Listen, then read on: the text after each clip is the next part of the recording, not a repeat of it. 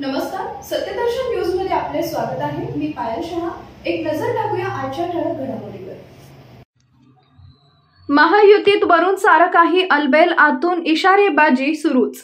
महायुतीत सारं काही अलबेल असल्याचं सिनियर नेते सांगत असले तरी ग्राउंड लेवलला महायुतीत काहीच अलबेल नसल्याचं दिसून येत आहे। आमदार, नेते आणि पदाधिकाऱ्यांमध्ये इशारेबाजी सुरूच आहे। अनेक वाचाळवीरांना कानपिचक्या दिल्यानंतरही ही इशारेबाजी सुरू आहे।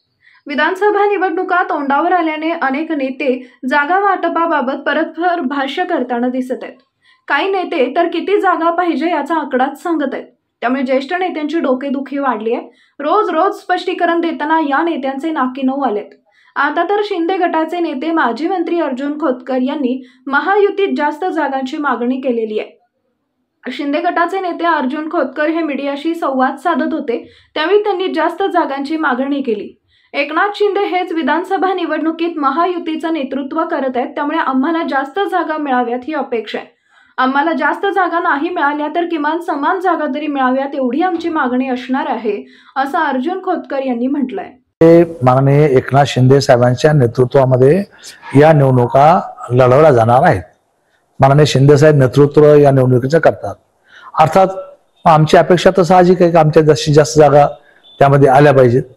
नाही जास्तीत जास्त तर कमीत कमी समसमान जागा तरी या ठिकाणी आल्या पाहिजेत, अशा प्रकारची मागणी आमची या ठिकाणी असणार आहे। आणि शेवटी नेते वरती आहेत, ते निर्णय या संदर्भातला करतील। एखाद्या दुसऱ्या जागेवर 10-5 जागेवरती राज्यामध्ये असा प्रसंग येऊ शकतो की जिथं फार टोकाचे तिन्ही पक्ष आहेत, मग पक्षश्रेष्ठीला तशा पद्धतीमध्ये निर्णय घेणं अवघड जातं। मग अशा परिस्थितीमध्ये आपले कार्यकर्ते इकडे तिकडे जाऊ नये म्हणून 1-2-5 ठिकाणी जर असा निर्णय झाला तर त्यात काही वावगं नाही, कारण की या अगोदर शिवसेना भाजपची युती असताना असं झालं होतं।